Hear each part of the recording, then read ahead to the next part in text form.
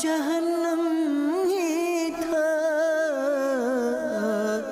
میں تو جاتا مجھے سرکار نے جانے نہ دیا۔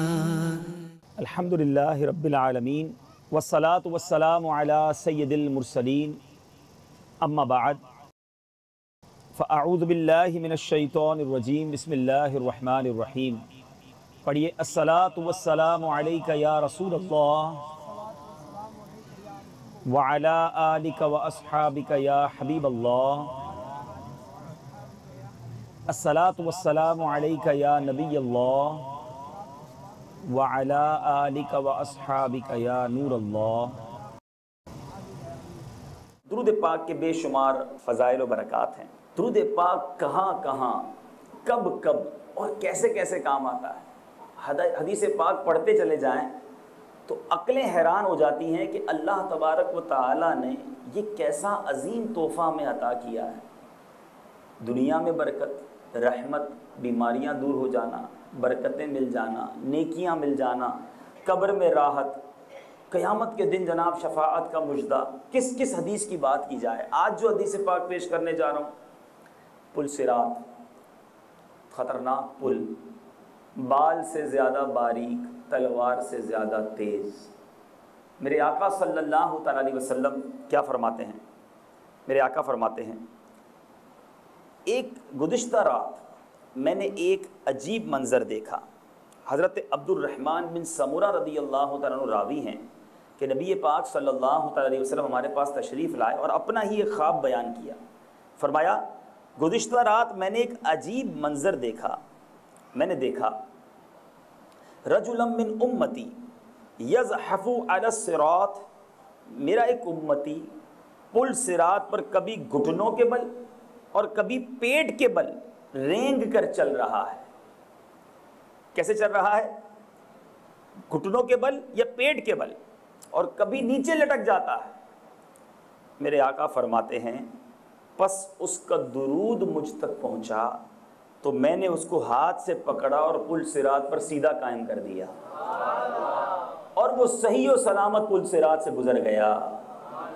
اب آپ سوچیں، پل صراط پر بھی ثابت قدمی درود پاک کی برکت سے ملتی ہے۔ امام اہل سنت کا کتنا یقین ہے مصطفیٰ کریم علیہ الصلوۃ والسلام کی رحمت پر کہ میرے آقا چونکہ پل صراط کے کنارے رب سلم کی صدا بلند کر رہے ہوں گے تو غلامان مصطفیٰ کو کس بات کا غم ہوگا؟ شاعر لکھتا ہے نا، محشر ہے اگر محشر، کس بات کا ہم کو ڈر، ہم جس کے ثنا خواں ہیں وہ بھی تو وہاں ہوں گے۔ جب آقا وہاں ہوں گے تو پھر خوف کس بات کا؟ مگر آقا کا سچا غلام بھی تو ہونا۔ یہ حدیث پاک کیا بتا رہی ہے؟ درود پاک اس نے پڑھا۔ میرے آقا فرماتے میں ہاتھ پکڑ کے اسے پل صراط پر کھڑا کر دوں گا۔ اعلیٰ حضرت لکھتے ہیں، رضا پل سے اب وجد کرتے گزریے، رضا پل سے اب وجد کرتے گزریے کہ ہے رب سلم صدائے محمد صلی اللہ تعالیٰ علیہ وسلم۔ تو درود پاک پڑھنا اپنا معمول بنائیے، محبت کے ساتھ بآواز بلند درود پاک پڑھ لیں۔ صلو علی الحبیب صلی اللہ تعالی علی محمد صلی اللہ علیہ وسلم۔ میرے پیارے اسلامی بھائیوں، معراج 1450 سال پہلے کا واقعہ، اپروکسیمیٹلی یہی رات، اور اس رات کیا ہوا، کیا عظیم معجزہ سرکار دو عالم صلی اللہ تعالی علیہ وسلم کو رب تعالیٰ نے عطا فرمایا۔ قرآن مجید فرقان حمید 15ویں پارے کی پہلی آیت، پاکی ہے جو راتوں رات اپنے بندے کو لے گیا مسجد حرام، خانہ کعبہ سے مسجد اقصیٰ تک، جس کے ارد گرد ہم نے برکت رکھی کہ ہم اسے عظیم نشانیاں دکھائیں۔ میرے پیارے اور محترم اسلامی بھائیوں، اسی طرح ایک اور سورہ، یہ 27ویں پارے میں سنیے، وَالنَّجْمِ إِذَا هَوَىٰ، اس پیارے چمکتے تارے محمد کی قسم جب یہ معراج سے اترے، مَا ضَلَّ صَاحِبُكُمْ وَمَا غَوَىٰ، تمہارے صاحب نہ بہکے نہ بے راہ چلے، وَمَا يَنطِقُ عَنِ الْهَوَىٰ، اور وہ کوئی بات اپنی خواہش سے نہیں کرتے، ان ہوا الا وحی یوحا، وہ تو نہیں مگر وحی جو انہیں کی جاتی ہے، علمہ شدید القوا، انہیں سکھایا سخت قوتوں والے طاقتور نے، ذو مرۃ فاستوی، پھر اس جلوہ نے قصد فرمایا۔ سنو سنو اے دیوانو، جھوم جاؤ، قرآن مجید کتنے خوبصورت انداز میں میرے نبی کے سفر معراج کو بیان فرما رہا ہے۔ وَهُوَ بِالْأُفُقِ الْأَعْلَى، اور وہ آسمان بری کے سب سے بلند کنارے پر تھا۔ ثُمَّ دَنَا فَتَدَلَّى، پھر وہ جلوہ نزدیک ہوا، پھر خوب اتر آیا۔ فَكَانَ قَابَ قَوْسَيْنِ أَوْ أَدْنَى، تو اس جلوے اور اس محبوب میں 2 ہاتھ کا فاصلہ، بلکہ اس سے بھی کم۔ فَأَوْحَى إِلَىٰ عَبْدِهِ مَا أَوْحَى، اب وحی فرمائی اپنے بندے کو جو وحی فرمائی۔ مَا كَذَبَ الْفُؤَادُ مَا رَأَى، دل نے جھوٹ نہ کہا جو دیکھا۔ أَفَتُمَارُونَهُ عَلَىٰ مَا يَرَىٰ، کیا تم ان سے ان کے دیکھے ہوئے پر جھگڑتے ہو؟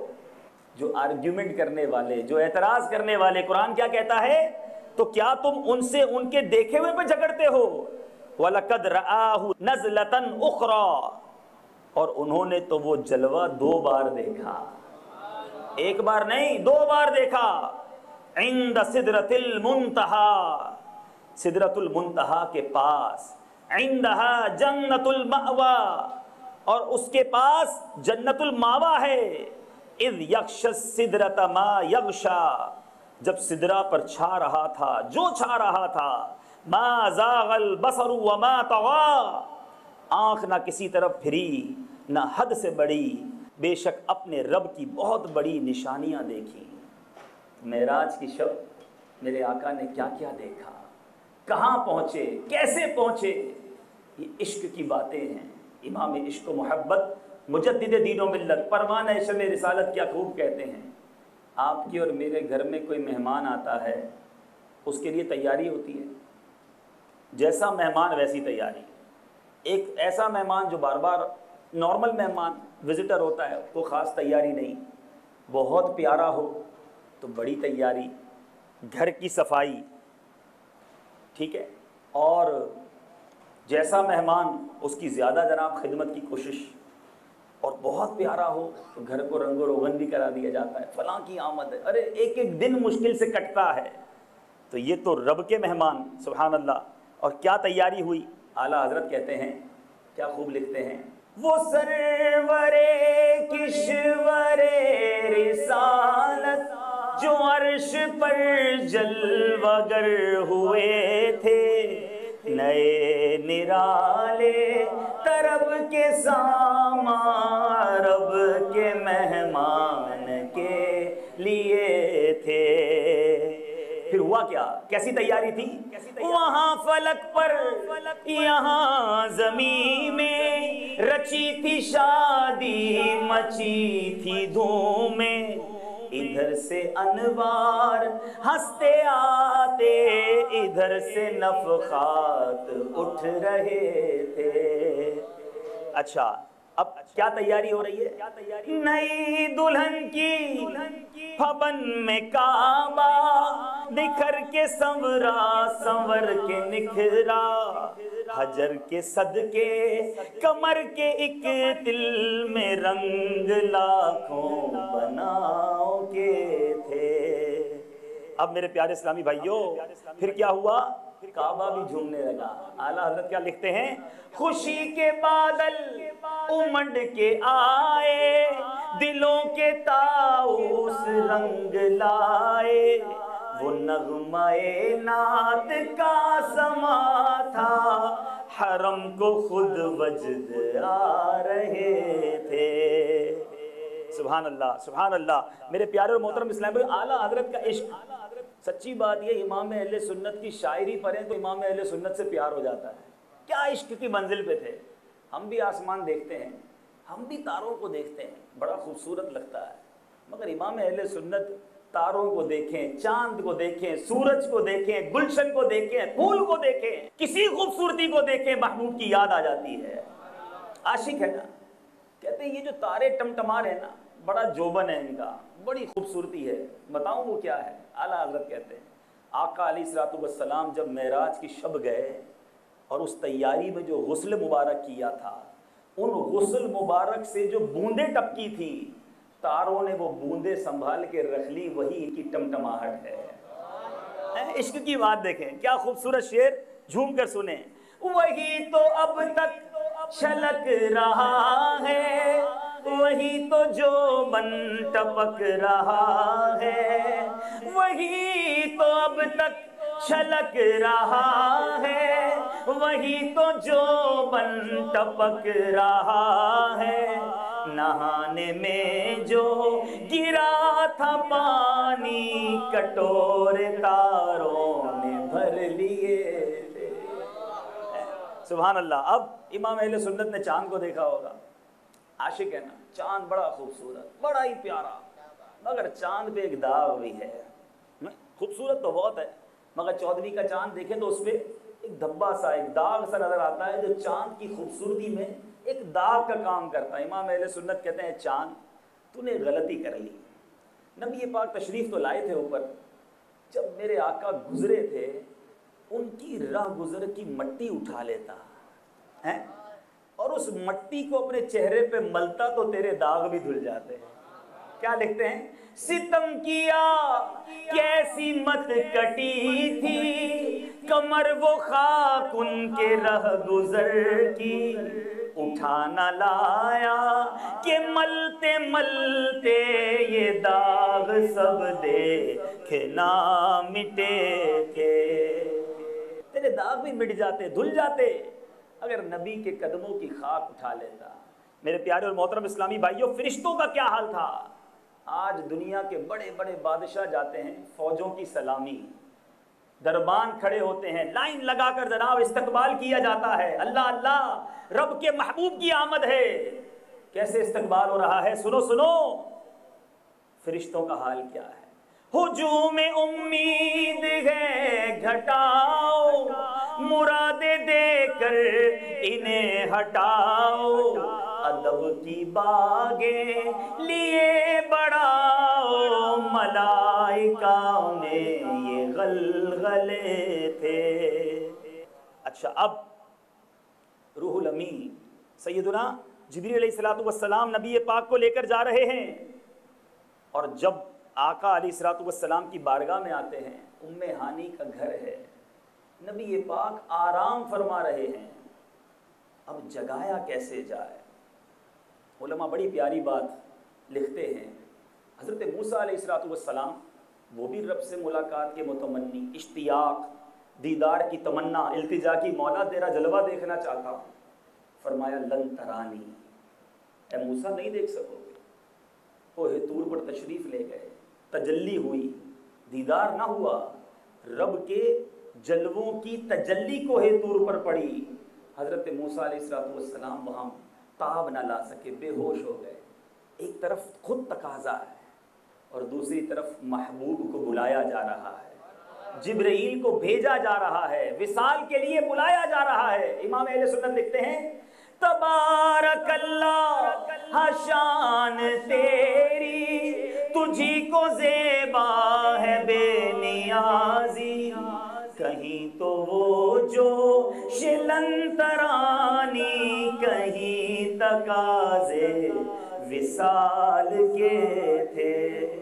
صلاۃ والسلام میں بھی شعر پڑھتے ہیں نا، قصہ طور و معراج سمجھے کوئی بے ہوش جلووں میں گم ہے کوئی بے ہوش، کوئی جلووں میں گم ہے کوئی، فرق مطلوب و طالب کا دیکھے کوئی، قصہ طور و معراج سمجھے کوئی، کس کو دیکھا یہ موسیٰ سے پوچھے کوئی، آنکھ والوں کی ہمت پہ لاکھوں سلام۔ تو یہ مقام ہے میرے آقا علیہ السلام کا۔ اور اب جبریل امین آتے ہیں، آقا علیہ السلام آرام فرما ہیں، ام ہانی کا گھر ہے۔ اللہ تعالیٰ آپ کو جلدی جلدی مکہ پاک مدینہ منورہ کی حاضری عطا فرمائے۔ آج بھی اگر پرانے لوگ آپ کو مل جائیں نا تو حرم پاک مکہ پاک میں وہ جگہ بتائیں گے کہ وہ پلر، وہ جگہ جو اب حرم پاک کا حصہ بن چکی ہے، آج بھی وہ جگہ موجود ہے جہاں سے میرے آقا شب معراج عرش کی طرف، مسجد اقصیٰ کی طرف جبریل امین کے ساتھ گئے، اور وہ کنڈی نشانی کے طور پر آج بھی اس پلر کے اوپر لگائی گئی ہے، وہ کھونٹی وہ آج بھی موجود ہے۔ اب جبریل امین آئے، اٹھائیں کیسے؟ روایتوں میں مفہوم ملتا ہے، اے جبرائیل تیرے ہونٹ کافور کے بنے ہیں، میرے محبوب کے نورانی تلووں سے لگا دو۔ جبریل امین نے پیارے آقا کے قدموں کا بوسہ دیا، میرے آقا بیدار ہوئے، اور پھر جناب یہ سفر شروع ہوا۔ جبریل امین کا آنا، اس شان سے لے جانا، امیر اہل سنت کا قلم کیسے خاموش رہ سکتا ہے؟ کیا خوب کلام لکھتے ہیں صف آرا سب حور و ملک اور غلماں خلد سجاتے ہیں، ایک دھوم ہے عرش اعظم پر مہمان خدا کے۔ اب کس طرح حاضر ہوئے؟ قربان میں شان و عظمت کے، سوئے ہیں چین سے بستر پر، جبریل امی حاضر ہو کر، جبریل امی حاضر ہو کر معراج کا مژدہ سناتے ہیں، ایک دھوم ہے عرش اعظم پر مہمان خدا کے آتے ہیں۔ جبریل براق سجا کر کے فردوس بری سے لے آئے۔ سواری کہاں سے آ رہی ہے؟ فردوس بری سے سواری آ رہی ہے، براق لایا جا رہا ہے۔ آج لوگ کہتے ہیں جناب جس کی بڑی سواری وہ بڑا آدمی، پراڈو والا ہے، نہیں جناب مرسیڈیز والا، ارے اس کے پاس رولز رائس۔ ارے میرے آقا کو جنت کی سواری لینے آ رہی ہے۔ اور ایک اور بڑی معلوماتی بات بتاتا چلوں، کئی لوگ یہ سمجھتے ہیں کہ پورا سفر معراج جو ہے وہ براق پر ہوا، ایسا نہیں، بلکہ میرے آقا صلی اللہ تعالیٰ علیہ وسلم نے یہ سفر 5 سواریوں پر کیا۔ اس رات ایک سواری نہیں، سب کو برکتیں لینی تھی نا۔ آج بھی دنیا میں ہوتا ہے، کوئی بڑی عالم دین ہو، کوئی بڑی شخصیت ہو، لوگ کہتے ہیں تھوڑی تھوڑی دیر ہماری گاڑی میں بیٹھ جاؤ، قدم بس رکھ دے، تھوڑی برکت ہو جائے گی۔ براق جنت سے آیا، میرے آقا صلی اللہ تعالیٰ علیہ وسلم جب مکہ پاک سے بیت المقدس گئے، وہ براق پر گئے، ٹھیک ہے۔ جب بیت المقدس سے آسمان اول تک گئے تو نور کی سیڑھیوں کے ذریعے تشریف لے گئے۔ آسمان اول سے میرے آقا 7ویں آسمان تک فرشتوں کے بازوؤں پر تشریف لے گئے، اور 7ویں آسمان سے سدرۃ المنتہا جب پہنچے، جب جبریل امین علیہ السلام کے پروں پر تشریف لے گئے۔ اور اب ایک موقع آیا کہ جبریل امین علیہ السلام نے بھی کہہ دیا آقا اب اس کے آگے میں بھی نہیں جا سکتا، یہ میری بھی باؤنڈری ہے، اب مقام کعبہ قوسین۔ اب جو میرے آقا تشریف لے گئے، میرے پیارے اور محترم اسلامی بھائیوں، یہ میرے آقا علیہ السلام رف رف پر تشریف لے گئے۔ گویا میرے آقا علیہ السلام جو ہے وہ جبریل امین علیہ السلام کی جہاں لمٹ ختم ہوئی، اب میرے آقا اس کے آگے خود تشریف لے گئے۔ اے میرے پیارے اور محترم اسلامی بھائیوں، یہ مقام ہے مصطفیٰ علیہ السلام کا۔ اب سفر شروع ہوتا ہے۔ اس سے پہلے کہ کچھ سفر معراج کے بارے میں مزید بیان کیا جائے، کچھ اس کی حکمتیں بھی بیان کر دیتے ہیں۔ میرے آقا علیہ السلام نبی آخر الزماں ہیں، ہر دور میں ہر نبی کو معجزے عطا ہوئے، اور جیسا دور تھا ویسے عطا ہوئے۔ حضرت عیسیٰ علیہ السلام کے دور میں بڑے بڑے علاج کرنے والے لوگ تھے، آپ کو ایسا علاج، ایسا معجزہ عطا ہوا کہ آپ اندھوں پر دم کرتے وہ آنکھ والے ہو جاتے، کوڑی پر ہاتھ پھیرتے وہ اس کا مرض دور ہو جاتا، آپ مردے کے لیے دعا کرتے وہ زندہ ہو جاتا۔ اب اس دور میں علاج کرنے والے تھے تو آپ کو ایسا معجزہ ملا۔ حضرت موسیٰ علیہ السلام کے دور میں جادوگر تھے، آپ کو عصا کا معجزہ ملا۔ حضرت صالح علیہ السلام کے دور میں پتھر تراشنے والے تھے، آپ کو اونٹنی کا معجزہ ملا۔ اب میرے آقا کا دور آیا، نبی پاک صلی اللہ تعالیٰ علیہ وسلم کا جب دور آیا تو آپ کا جو پرٹیکولرلی وہ دور تھا نا 1450 سال پہلے والا، اس وقت تو بڑے بڑے کلام کرنے والے انٹلیکچوئل لوگ تھے. مقابلہ کیسے ہوتا تھا؟ کون سپیریئر ہے؟ جس کا کلام اچھا ہے، جو فصیح ہے، جو بلیغ ہے، جو بڑی زبردست بات کر سکتا ہے. اب میرے آقا اس دور میں تشریف لائے، بڑی خوبصورت ایمان افروز بات کرنے لگا ہوں. میرے آقا آئے، مقابلہ کن سے؟ بہت زیادہ پڑھے لکھوں سے، دنیا بھر کے بیسٹ اسکالر جس کو آپ کہیں اس زمانے میں موجود تھے. مقابلہ ہوتا تھا کلام کا، کس کا کلام زبردست. میرے آقا آئے، میرے آقا نے کسی مدرسے سے نہیں پڑھا، کسی ٹیچر سے نہیں پڑھا. آپ کا لقب امی، یہ مشہور ہے، یہ امی لقب، اس کے دو معنی ہیں. اس کی دو میرے پیارے اور محترم اسلامی بھائیوں وجوہات بیان کی جاتی ہیں. مکہ پاک کا نام ام القریٰ ہے، اور مکہ پاک میں میرے آقا کی ولادت ہوئی، اسی لیے بھی آپ کو امی کہا جاتا ہے. اور میرے آقا علیہ الصلوۃ والسلام نے دنیا میں کسی انسان سے لکھنا پڑھنا نہیں سیکھا، اس لیے بھی آپ کو امی کہا جاتا ہے. اب ایسی ہستی کا ان لوگوں سے مقابلہ ہے کہ جو بہت پڑھے لکھے، اور میرے آقا نے دنیا میں کسی سے پڑھنا لکھنا نہیں سیکھا. اب اس میں علماء بڑی پیاری حکمت بیان کرتے ہیں کہ نبی پاک نے کسی کو استاد کیوں نہیں بنایا، پیارے آقا علیہ الصلوۃ والسلام نے کسی سے تعلیم حاصل کیوں نہیں کی. اتنے پڑھے لکھے لوگ تھے، ان سے مقابلہ تھا. علماء کہتے ہیں کہ میرے آقا علیہ الصلوۃ والسلام کے جو استاد ہے وہ میرا رب عز و جل ہے. میرے رب نے آپ کو اس قدر علم عطا کیا کہ آپ کا سینہ اولین اور آخرین کے علوم و معارف کا خزینہ بن گیا، اور آپ پر ایسی کتاب نازل ہوئی جس کی شان تبیانا لکل شیء، ہر چیز کا روشن بیان ہے. میرے آقا علیہ الصلوۃ والسلام نہ کسی مکتب میں گئے. مولانا جامی فرماتے ہیں، بڑا پیارا شعر، فارسی کا شعر ہے جس کا ترجمہ ہے، میرے محبوب نہ کبھی مکتب میں گئے، نہ لکھنا سیکھا، مگر اپنے چشمے ابرو سے سینکڑوں مدرسوں کو سبق پڑھا دیا. آقا کے صدقے سارے علماء بنے. اب اس کی حکمت کیا ہے کہ میرے آقا کسی سے دنیا میں کسی سے نہیں پڑھے. سبحان اللہ. اول حکمت علماء بیان کرتے ہیں، علم و حکمت سکھانے والے میرے آقا ساری دنیا کے. اب ان کا کوئی استاد ہو، یہ کیسے ہو سکتا ہے؟ ساری دنیا کے استاد میرے آقا، اور اب ان کا کوئی استاد ہو. تو رب عز و جل ہی ان کا استاد، کوئی انسان آپ کا استاد نہ ہو تاکہ کوئی یہ نہ کہہ سکے کہ پیغمبر کو میں نے پڑھایا ہے. میرا رب عز و جل سکھانے والا، محبوب کو عطا فرمانے والا. دوسری حکمت بیان کرتے ہیں کہ جب استاد ہو تو بعض کو یہ خیال کر سکتے ہیں کہ بھئی استاد سرکار دو عالم صلی اللہ علیہ وسلم زیادہ علم والا ہوگا، تو کسی کے ذہن میں یہ خیال بھی نہ آ سکے. ایک اور بڑی پیاری حکمت علماء بیان کرتے ہیں کہ جب استاد ہوتا ہے نا تو اس کا ادب بھی کرنا پڑتا ہے، اس کے آگے ادب سے بیٹھنا بھی پڑتا ہے، زانوے تلمذ طے کرنے پڑتے ہیں.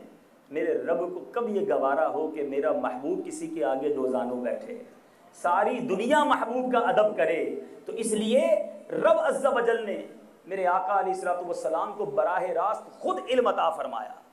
کیسا علم عطا فرمایا؟ وہ دور بڑے بڑے پڑھے لکھے لوگوں کا، اور نبی پاک آئے، کلام کا مقابلہ ہے. کیسا کلام ملا؟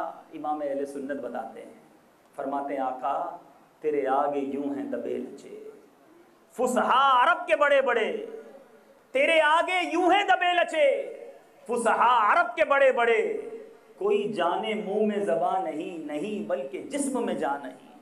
میں نثار تیرے کلام پر، ملی یوں تو کس کو زبان نہیں. بہت سے بولنے والے آقا، مگر جو آپ کا کلام ہے، کیا لکھتے ہیں اعلیٰ حضرت؟ میں نثار تیرے کلام پر، ملی یوں تو کس کو زبان نہیں. آقا وہ سخن ہے جس میں سخن نہ ہو، وہ بیان ہے جس کا بیان نہیں. آقا صلی اللہ علیہ وسلم کو رب عز و جل نے قرآن پاک عطا فرما دیا. جب میرے آقا نے قرآن پڑھنا شروع کیا تو وہ سارے لوگ بے بس ہو گئے، کہنے لگے یہ کسی انسان کا کلام نہیں، ہمارے سارے کلام عاجز. اور لوگ کلمہ پڑھ کر مسلمان ہونے لگے. تو اس دور کے مطابق تو معجزہ ملا، مگر میرے آقا کو کتنے معجزے ملے. اب یہ رات چھوٹی پڑ جائے گی، بلکہ ساری زندگی چھوٹی پڑ جائے گی اگر نبی پاک صلی اللہ علیہ وسلم کے معجزات کو بیان کیا جائے. علماء لکھتے ہیں کم و بیش 1,24,000 پیغمبروں کو جو معجزات ملے نا، ان سب کا مجموعہ، ٹوٹل آف دیم، وہ سارا کا سارا نبی پاک صلی اللہ علیہ وسلم کو عطا کیا گیا. اور صرف اتنا ہی نہیں، کچھ اسپیشلٹیز، کچھ خصائص کبریٰ بھی عطا کیے گئے. یہ میرے آقا کا خاصہ کسی اور نبی کو عطا نہیں ہوا. اتنے معجزے عطا ہوئے. 1450 سال پہلے 27 رجب المرجب کو میرے آقا نے وہ کمال دکھایا جو آج بھی عقل حیران ہیں. کتنا تیز سفر، ذرا غور کیجئے گا.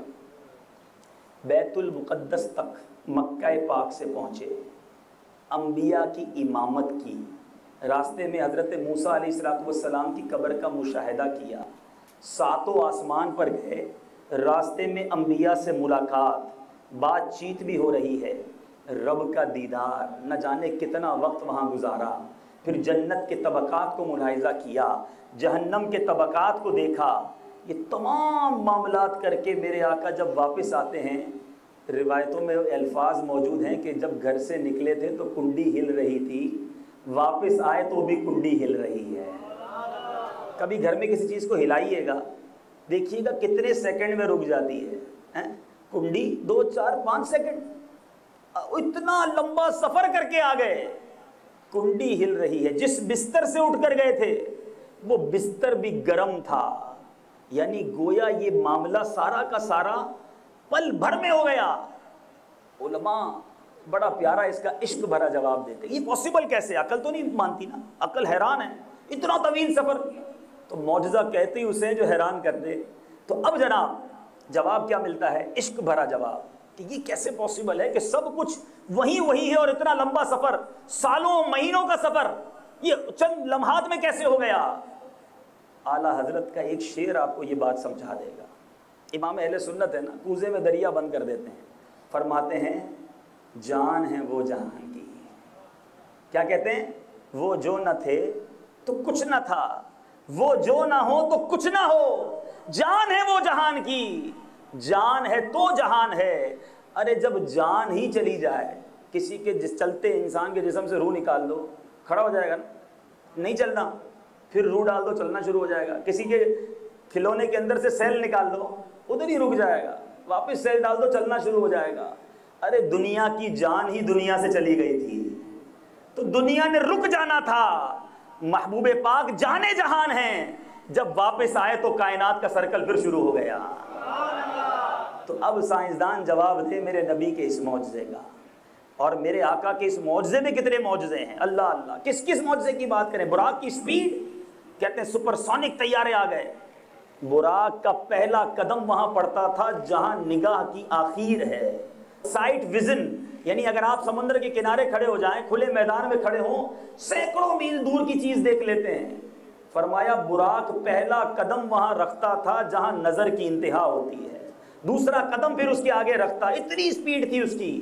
اور ایک اور معجزہ، میرے آقا کو سفر معراج سے پہلے نبی پاک کا شق صدر کیا گیا.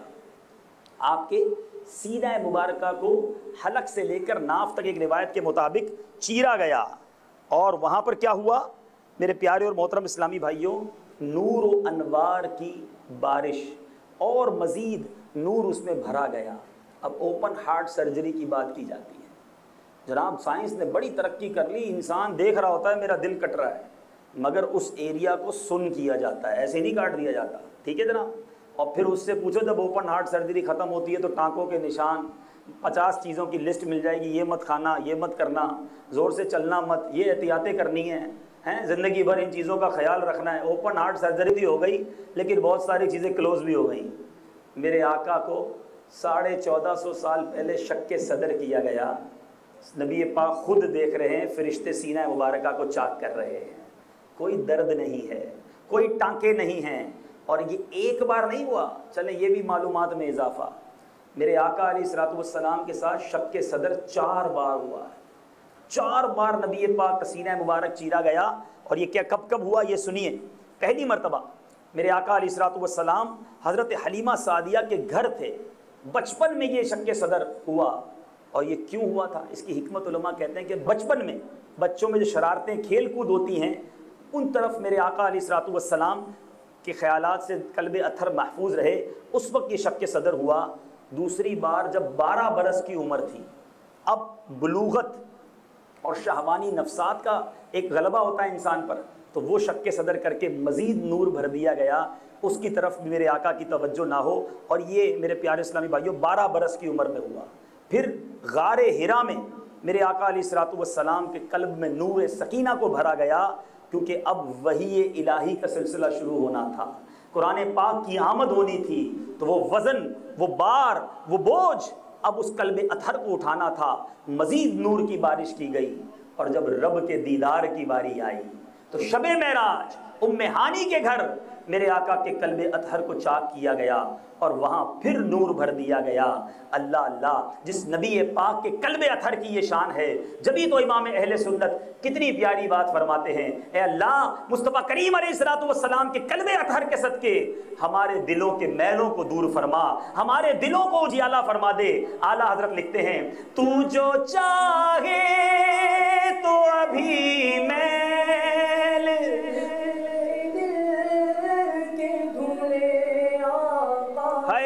جو چاہے تو ابھی میرے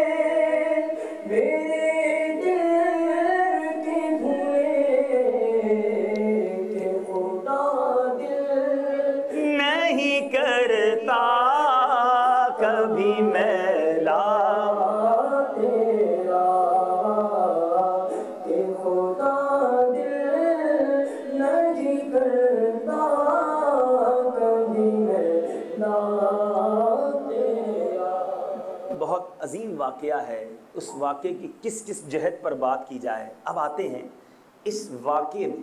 اس رات اگر ہم غور سے دیکھیں، ہمیں کچھ ریمائنڈر کالز ملتی ہیں اور کچھ الارام ملتے ہیں.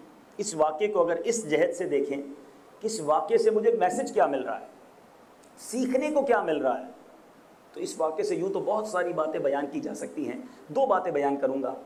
ایک بات تو یہ سیکھنے کو مل رہی ہے کہ نبی پاک صلی اللہ تعالیٰ علیہ وسلم کا مرتبہ کتنا بلند ہے. کیا شان ہے میرے آقا کی، اپنے اوپر فخر محسوس ہوتا ہے. اللہ کا شکر ادا کیجئے کہ مجھے اور آپ کو رب نے اس نبی کا امتی بنایا جس کا یہ مرتبہ ہے، جس کی یہ شان ہے.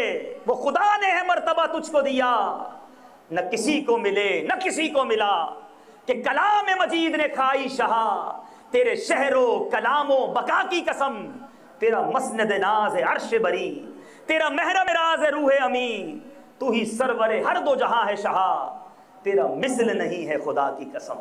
وہ آقا ہیں میرے اور آپ کے، مگر اتنے عظیم آقا، مگر معراج کی شب بھی گناہگار امت کو یاد رکھا.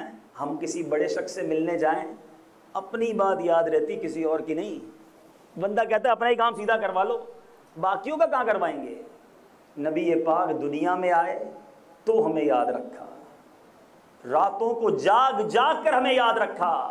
معراج کی شب جب رب کی بارگاہ میں گئے، امیر اہل سنت لکھتے ہیں نا، معراج کی شب تو یاد رکھا، معراج کی شب تو یاد رکھا، پھر حشر میں کیسے بھولیں گے معراج کی شب. جھوم کر یاد رکھا، معراج کی شب کو یاد رکھا، پھر حشر میں کیسے بھولیں گے، پھر حشر میں کیسے بھولیں گے. عطار اسی امید پہ ہم،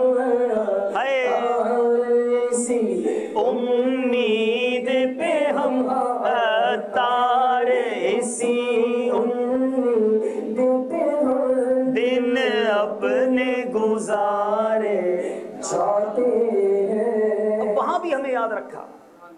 شاہ نے کی عرض امت گناہگار ہے، شاعر لکھتا ہے نا، شاہ نے کی عرض امت گناہگار ہے، بخش دے میرے مالک تو غفار ہے، تجھ کو آسان ہے نہیں دشوار ہے، فکر روز جزا آج کی رات ہے. ڈر تھا کسی کی سزا اب ہو گیا روزی جزا. ارے ڈر تھا کسی کی سزا ہوگی ہو گیا روزے جزا دی ان کی رحمت نے صدا یہ بھی نہیں وہ بھی نہیں دی ان کی رحمت نے صدا یہ بھی نہیں وہ بھی نہیں۔ پھر حق نے کہا ماہ پارے نبی تو میرا چاند ہے اور تارے نبی، ایسا گھبرانا اے میرے پیارے نبی، بخش دوں گا قیامت میں امت تیری، تجھ سے وعدہ میرا آج کی رات ہے۔ تو آقا نے ہمیں یاد رکھا، ایسے عظیم موقع پر بھی یاد رکھا، مگر آج کی رات ہم سب سے کوسچن ہے، کیا ہم نے اپنے نبی کو یاد رکھا؟ کیا ہم نے اپنے آقا کی تعلیمات کو یاد رکھا؟ وہ تو ہمیں نہیں بھولے، مگر ایسا لگتا ہے کہ آج مسلمان کہلانے والا، نبی کا امتی کہلانے والا اپنے آقا کو بھول گیا۔ نعرے بڑے لگاتے، جی ہاں نعرے لگانے میں ہم آگے، دعوے کرنے میں ہم آگے، مگر پریکٹیکل ثبوت کہاں ہے؟ کیا نبی کا غلام آقا کی سنتوں سے دور زندگی گزارتا ہے؟ آج کے مسلمان کو دیکھ کر بعض اوقات یہ خیال پیدا ہوتا ہے کہ میں سلام کروں کہ نہیں، کیونکہ کوئی اس کے اندر مجھے مسلمانوں والی بات نظر نہیں آ رہی، پتہ نہیں مسلمان ہے یا غیر مسلم۔ کیا نبی کا غلام ایسا ہوتا ہے؟ ارے آقا کا غلام تو ایسا ہو کہ دور سے پہچانا جائے کہ یہ مصطفیٰ کریم علیہ السلام کا غلام جا رہا ہے۔ اور آج کی رات ایک اور ریمائنڈر، ایک اور بات جو یاد دلاتی ہے وہ یہ رات، کہ اس رات میرے آقا کو ایک عظیم تحفہ عطا ہوا، اس امت کے لیے ایک تحفہ عطا ہوا، اور وہ نماز کا تحفہ ہے۔ نماز فرض کتنی ہوئی تھی؟ 50۔ تشریف لائے 50 لے کر۔ حضرت موسیٰ علیہ السلام نے کہا حضور واپس جائیں، آپ کی امت 50 نہیں پڑھ سکے گی۔ تشریف لے گئے، پھر آئے 45، پھر آئے 40، حضور دوبارہ جائیں۔ بار بار جاتے رہے، 5 ہو گئی۔ کہا حضور ایک بار پھر جائیے، یہ بھی نہیں پڑھ سکے گی۔ کہا اب مجھے رب کی بارگاہ میں جاتے میں شرم آتی ہے۔ فرمایا رب کی طرف سے کیا ارشاد ہوتا ہے؟ لا تبدیل لکلمات اللہ، اے محبوب ہمارے کہے ہوئے الفاظ بدلے نہیں جاتے۔ نماز 50 فرض ہوئی تھی، 5 پڑھے گا تیرا کوئی امتی، اسے 50 کا ثواب مل جائے گا۔ اب یہاں بھی عشق بھری بات علماء لکھتے ہیں، یہ حضرت موسیٰ علیہ السلام بار بار نبی پاک کو کیوں بھیجتے تھے؟ عشق بھری بات کیا بتاتے ہیں؟ حضرت موسیٰ علیہ السلام بار بار ان آنکھوں کو دیکھنا چاہتے تھے جو بار بار رب کو دیکھنے جا رہی ہیں۔ مدینے سے کوئی آتا ہے، لوگ اس کی آنکھوں کو چوم لیتے ہیں۔ حضرت موسیٰ علیہ السلام چاہتے میرے محبوب بار بار جائیں، رب کو دیکھیں، پھر آئیں میں ان آنکھوں کو دیکھ لوں۔ تو بہرحال میرے پیارے اسلامی بھائیوں، 5 نمازیں ہم پر فرض ہوئی۔ قرآن مجید فرقان حمید میں نماز پڑھنے والوں کے لیے کیسے کیسے انعام لکھے گئے۔ قرآن مجید فرقان حمید میں ارشاد ہوتا ہے، ترجمہ کنز الایمان، اور نماز قائم رکھنے والے اور زکوٰۃ دینے والے اور اللہ اور قیامت پر ایمان لانے والے ایسوں کو ان قریب ہم بڑا ثواب دیں گے۔ قرآن مجید فرقان حمید نے وعدہ کیا نمازیوں کے ساتھ، بہت کچھ ملنا ہے، مگر آج مسلمان نماز سے کتنا دور۔ آج کی رات یاد دلاتی ہے کہ دیکھو میرے آقا یہ تحفہ لے کر آئے ہیں، اتنا عظیم تحفہ لے کر آئے اور امتی نماز نہ پڑھے، دل نہیں دکھے گا؟ کیا نبی پاک صلی اللہ تعالی علیہ وسلم کو آپ تکلیف اور انہیں رنجیدہ کرنا چاہتے ہیں؟ نمازی کو کیسے کیسے اجر و ثواب ملتے ہیں۔ میرے آقا صلی اللہ تعالی علیہ وسلم ایک جگہ فرماتے ہیں، فرمایا کہ جو کوئی شخص، صحابہ کرام علیہ رضوان سے فرمایا جس کا مفہوم ہے کہ کسی کے گھر کے باہر ایک نہر ہو، دن میں 5 بار اس میں نہائے تو کوئی میل باقی بچے گا؟ صحابہ نے کہا یا رسول اللہ کیسے باقی بچے گا، 5 بار نہائے گا؟ میرے آقا نے فرمایا نماز یہی نماز کی مثل ہے، جو 5 بار روزانہ نماز پڑھے گا اس کے گناہ معاف کر دیے جائیں گے۔ 2 نمازوں کے بیچ میں تک گناہ ہو جاتے ہیں، خطائیں ہو جاتی ہیں، پھر نماز پڑھی، پھر رحمت کی نہر میں نہایا، پھر گناہ صاف۔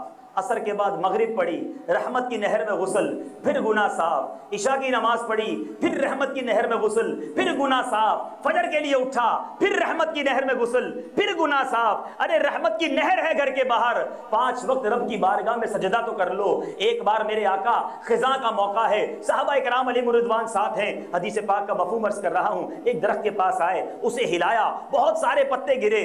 میرے آقا نے کہا پتا میں نے کیوں کیا؟ عرض کیا رسول اللہ صلی اللہ علیہ وسلم آپ فرمائیے۔ فرمایا جس کوئی بندہ نماز کے لیے کھڑا ہوتا ہے اس کے گناہ اسی طرح گرتے ہیں جس طرح یہ درختوں کے پتے گرتے ہیں۔ ایسی عظیم نعمت ہے نماز، اور ہم نماز نہیں پڑھتے۔ ایک شاعر نے بڑا دل جلا شعر کہا ہے، مسجد تو بنا لی شب بھر میں ایمان کی حرارت والوں نے، من اپنا پرانا پاپی ہے برسوں میں نمازی بن نہ سکا۔ تو ایسا نہ ہو کہ مسجد تو بن جائے مگر یہ آباد نہ ہو۔ ارے مسجد آباد کرنا یہ کتنی بڑی سعادت ہے۔ مسجد بنانے کی فضیلت تو آپ نے سنی، مسجد کی جو صفائی کرنے والے ہوتے ہیں نا وہ بھی بڑے خوش نصیب ہوتے ہیں، آیا کرو اور مسجد کی کچھ خدمت بھی کیا کریں۔ سنیں سرکار دو عالم صلی اللہ تعالیٰ علیہ وسلم کے دور میں ایک عورت مسجد حرام شریف کے، مسجد نبوی شریف کے گرد و غبار صاف کرتی تھی، اس کا انتقال ہو گیا اور رات کا وقت تھا۔ صحابہ نے سوچا پیارے آقا کو اطلاع دیں گے، ان کے آرام میں خلل ہوگا، جنازہ بھی پڑھ دیا، تدفین بھی کر دی۔ صبح نبی پاک صلی اللہ علیہ وسلم کو پتہ چلا، پیارے آقا علیہ الصلوۃ والسلام نے پوچھا رات کو جنازہ ہوا آپ نے بتایا نہیں؟ یا رسول اللہ صلی اللہ علیہ وسلم آپ کے آرام کا خیال تھا۔ میرے آقا نے فرمایا جب تم میں سے کسی کے انتقال ہو تو مجھے اس کی خبر دو۔ میرے آقا علیہ الصلوۃ والسلام قبرستان تشریف لے گئے، اس عورت کی قبر پر نماز جنازہ پھر ادا فرمائی اور فرمایا میں اسے مسجد کے گرد و غبار صاف کرنے کی وجہ سے جنت میں دیکھ رہا ہوں۔ خوش نصیب ہیں وہ لوگ جو مسجد کی خدمت کرتے ہیں۔ مسجد بنا لی نا، اب مسجد کی خدمت بھی کرنی ہے۔ یہ سعادت ان کو ملے گی جو مسجد بناتے ہیں، جن کے گھر کے پاس مسجد ہوتی ہے۔ اب سنیں کہ کچھ لوگوں کا گھر قریب ہوگا، کچھ تو بڑے خوش ہوں گے اسی گلی میں رہنے والے، بلکہ میں چلے یہ بھی بات کرتا چلوں شاید کسی کا دل چوٹ کھا جائے۔ بدقسمتی ہے ہمارے ملک میں بھی ہم نے دیکھا کہ مسجد جس کے گھر کے پاس بن جائے تو وہ پریشان ہونے لگتا ہے۔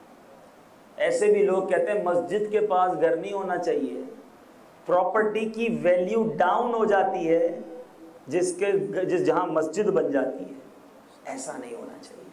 ارے آپ کو پتہ ہے، میں اپنی بات نہیں کرتا، لوگ کہتے ہیں گھر کے پاس ہاسپٹل ہونا چاہیے، گھر کے پاس بس اسٹیشن ہونا چاہیے، ٹرانسپورٹ بھی ہونا چاہیے، گھر کے قریب تھانہ وانا ہو تو زیادہ اچھا ہے۔ کبھی یہ چیک کرتے ہو گھر کے پاس مسجد ہے کہ نہیں؟ یاد رکھیں the best part on the earth in the court of اللہ سبحانہ و تعالی، اللہ کی بارگاہ میں زمین پر سب سے بہترین جگہ، حدیث پاک کے الفاظ ہے جس کا مفہوم ہے کہ سب سے بہترین جگہ رب کی بارگاہ میں جو زمین پر ہے وہ مسجد ہے۔ خوش نصیب ہے وہ لوگ جن کے گھر کے قریب مسجد ہوا کرتی ہے، جہاں رحمتوں کی برسات ہوتی ہے۔ اور سب سے ناپسندیدہ ٹکڑا زمین پر اللہ کے نزدیک وہ بازار ہے، وہ بازار جہاں گناہ ہوتے ہیں، جہاں جھوٹ کا کاروبار ہوتا ہے، جہاں ملاوٹ ہوتی ہے، جہاں دھوکہ دیا جاتا ہے۔ ہمارا مسجد میں کتنا وقت گزرتا ہے اور بازار میں کتنا وقت گزرتا ہے، ذرا سوچئے۔ بیسٹ پارٹ میں تھوڑی دیر، سب سے آخر میں آنا، سب سے پہلے چلے جانا، بازار میں سب سے پہلے جانا اور جب تک برابر والا نہ کہ بھائی دکان بند کر دو تو سب چلے گئے، اچھا جانا پڑے گا چلو پھر بند کرتا ہے، سب سے آخر میں نکلنا۔ حالانکہ مسجد میں وقت زیادہ گزرنا چاہیے۔ تو بہرحال میں عرض کر رہا تھا کسی کا گھر تو قریب ہوگا، وہ چل کے آ جائے گا، خوش بھی ہوگا جو ماشاءاللہ نمازی ہوگا۔ کچھ کہیں گے یار ہمارا گھر دور ہے، مسجد دور پڑتی ہے۔ سنو ایک بڑی پیاری حدیث پاک، حضرت سیدنا ابو ہریرہ رضی اللہ عنہ راوی ہیں، سرکار مدینہ صلی اللہ علیہ وسلم نے فرمایا جس نے کامل وضو کیا اور نماز کے ارادے سے چلا، جب تک اس کی نماز کی نیت باقی ہے وہ نماز ہی میں ہے، اس کے پہلے قدم کے عوض ایک نیکی لکھی جائے گی اور دوسرے قدم کے عوض ایک گناہ مٹا دیا جائے گا۔ جب تم میں سے کوئی اقامت سنے تو ہرگز تیز قدم نہ چلے، بے شک تم میں سے سب سے زیادہ ثواب والا وہ ہے جس کا گھر مسجد سے زیادہ دور ہے۔ صحابہ کرام نے پوچھا اے ابو ہریرہ ایسا کیوں؟ جس کا گھر دور ہے وہ زیادہ ثواب والا؟ سیدنا ابو ہریرہ فرماتے ہیں زیادہ قدم چلنے کی وجہ سے. اور پھر اسی طرح میرے پیارے اور محترم اسلامی بھائیوں، باتیں تو بہت ساری ہیں کرنے کی. اس رات میرے آقا صلی اللہ تعالیٰ علیہ وسلم نے جہنم کے طبقات کو بھی ملاحظہ فرمایا. لوگوں کو عذاب میں بھی گرفتار دیکھا، بے نمازی کو سزا میں دیکھا، زکوٰۃ نہ دینے والے کو سزا میں دیکھا، چغل خور کو، غیبت کرنے والوں کو، گویا گناہ کبیرہ کرنے والوں کو بھی میرے آقا علیہ الصلوۃ والسلام نے عذاب میں مبتلا دیکھا. تو اے میرے پیارے اور محترم اسلامی بھائیوں اور مدنی چینل کے ناظرین، شب معراج ہے، مانگنے کی رات ہے، عطاؤں کی رات ہے. میرے آقا صلی اللہ علیہ وسلم کو کیا کچھ عطا ہوا ہم نہیں جانتے، لیکن بہت کچھ ملا. امام اہل سنت بڑی پیاری تمنا کرتے ہیں، نبی رحمت، شفیع امت، رضا پہ للہ ہو عنایت، اسے بھی ان خلعتوں سے حصہ، ہمیں بھی ان خلعتوں سے حصہ جو خاص رحمت کے وہاں بٹے تھے. یا اللہ جو اس رات نبی پاک صلی اللہ تعالیٰ علیہ وسلم پر عطاؤں کی بارش ہوئی، اس بارش میں ہمیں بھی حصہ عطا فرما.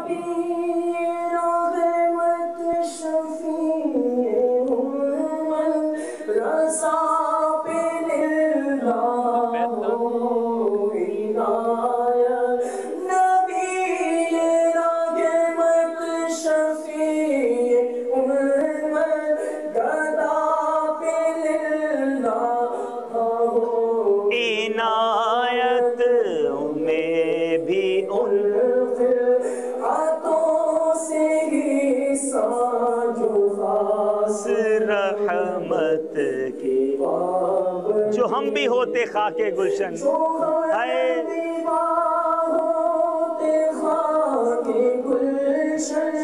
لپٹ کے قدموں کی لیتے جو ہم بھی ہوتے خاک گلشن، لپٹ کے قدموں سے مگر کریں کیا نصیب میں تو یہ نامرادی دل لکھے. اے میرے پیارے اسلامی بھائیوں، دنیا میں جب کسی کو خوشی ملتی ہے تو تحفہ دیتے ہیں نا. کسی کی شادی ہو تو اسے گفٹ دیتے ہیں، کسی کا گھر بنے اسے گفٹ دیتے ہیں، کسی کے یہاں بچہ پیدا ہو آپ اسے تحفہ دیتے ہیں. میرے آقا کو معراج کا تحفہ ملا. آج آپ سب نے نبی پاک صلی اللہ تعالیٰ علیہ وسلم کے لیے کیا تحفہ تیار کیا ہے؟ کوئی گفٹ تیار کیا آپ نے؟ یقیناً ہم غلام ہیں، ہم فقیر ہیں، اور غلام اور فقیر کیا پیش کرے گا؟ کیا پیش کریں جانا؟ کیا چیز ہماری ہے؟ یہ دل بھی تمہارا ہے، یہ جاں بھی تمہاری ہے. مگر فقیر جو ہوتا ہے نا، مسکین غریب، وہ جب بادشاہ کو تحفہ دیتا ہے تو اپنا چھوٹا سا نذرانہ دیتا ہے، حقیرانہ سا، مگر جب بادشاہ عطا فرماتا ہے تو اپنے کرم کے شایع نشان عطا کرتا ہے. تو آج رات ہم بھی کچھ تحفہ دے دیں، پیش کر دیں نبی پاک کی بارگاہ میں، پھر دیکھیں وہاں سے کیا کیا ملتا ہے. آپ سب سے پہلے تو ایک نیت چاہوں گا، بالخصوص ہمیں نماز کا تحفہ ملا تو نیت کریں کہ آج کے بعد ہماری کوئی نماز قضا نہیں ہوگی. پکی ایک ایک اسلام بھائی ہاتھ اٹھا کر نیت کریں، آج کے بعد ہماری کوئی نماز قضا نہیں ہوگی. اچھا جو نمازیں قضا ہو گئی ہیں نا، اس کو بھی دہرانے کی نیت کریں، قضا کرنی ہے، اس کو حساب بنائیں اور اس کو ادا کریں. اور اسی طرح میرے آقا نے چغل خور کو عذاب میں مبتلا دیکھا، غیبت کرنے والے کو دیکھا، زکوٰۃ نہ دینے والے کو دیکھا، بے حیائی کرنے والوں کو دیکھا. تو اب نیت کریں کہ آج کے بعد آقا کی سنت کے مطابق زندگی گزاروں گا، حرام کاموں کے قریب نہیں جاؤں گا. تو انشاءاللہ یہ رات جو ہے نا، وہ ہماری زندگی کا ٹرننگ پوائنٹ ثابت ہونا چاہیے. گناہ کے قریب نہیں جاؤں گا، آقا کا امتی ہوں، انشاءاللہ عز و جل آقا کی سنتوں پر عمل کرتے ہوئے زندگی گزاروں گا. اللہ تعالیٰ سے دعا ہے مالک کریم ہم سب کو برکت نصیب فرمائے. میرے اعمال کا بدلہ تو جہنم ہی تھا، میں تو جاتا مجھے سرکار نے جانے